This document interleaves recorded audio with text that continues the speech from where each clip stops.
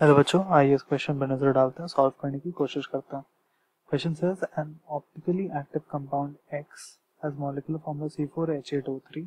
It evolves CO2 with NaHCO3 and reacts with LiLH4 to give an achiral compound. पूछा गया है X क्या है, ठीक है। चार ऑप्शन है हमारे पास, इसी चार ऑप्शन में से हमें एक सेलेक्ट करना है, राइट। ठीक है, की कॉन्सेप्ट इस क्वेश्चन का क्या है? की कॉन्सेप्ट है हमारे पास एक तो chirality and some of the reactions that have been used, उस पर थोड़ा ध्यान देना है, ठीक है।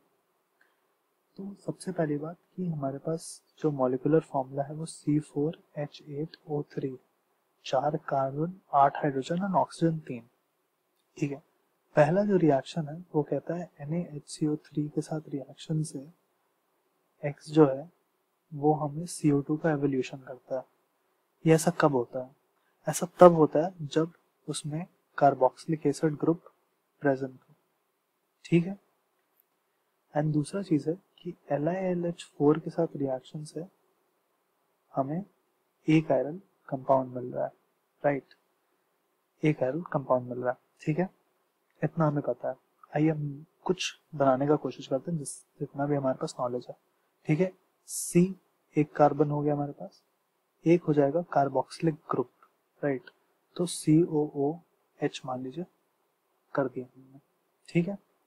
एक तो हो गया हमारे पास ये। अब हमारे पास बचा दो और कार्बन बचे, ठीक है। दो और कार्बन बचे और हमारे पास 7 हाइड्रोजन बचे और एक O अभी भी बचा हुआ है, ठीक है। एक O अभी भी बचा हुआ है, ठीक है। अब अगर मान लीजिए इसी कार्बोक्सिलिक एसिड का LiLH4 के साथ रिएक्शन होता तो हमें क्या मिलता?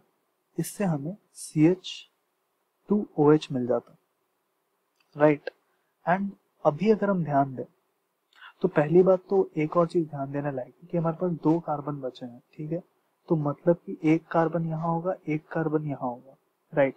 दोनों कार्बन एक साथ नहीं हो सकते, नहीं तो एक आयरन हो जाएगा कंपाउंड, बिकॉज फिर हमें फोर्थ बॉन्ड को सेटिस्फाई करने के लिए H डालना पड़ेगा और दोनों साइड H नहीं हो सकता, एक साइड H हो सकता है, एक साइड कार्बन हो सकता है, तभी एक कायरलिटी मेंटेन रहेगी, राइट।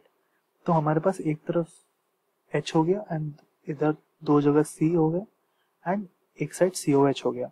अब हम आते हैं LiLH4 पे। LiLH4 क्या करेगा?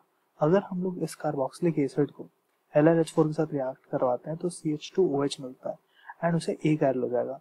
एक आयरल कैसे होगा? एक आयरल इस तरीके से होगा कि मान लीजिए अगर हम यहाँ पे CH2OH लगा दिया, ठीक है।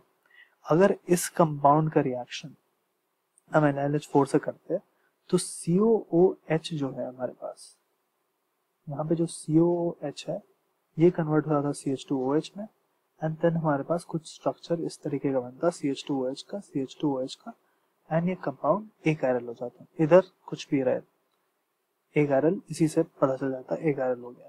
दैट मीन्स यहाँ पे CH2OH तो जरूर होगा। अब हमारे पास क्या बचा देखते हैं।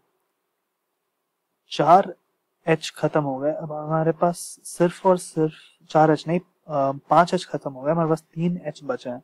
तो अगर हम यहाँ पे 3 H लगा दें तो देखिए हमारे पास एक कायरल कंपाउंड बन गया जो कि COOH के साथ है, CH2OH के साथ है, सच दैट COH से हमें CO2 मिल जाएगा एंड CHOH जो है हमारा एक आयरलिटी प्रोटेक्ट करेगा जब COOH LiLH4 के साथ रिएक्ट करेगा, ठीक है। So this is the correct answer.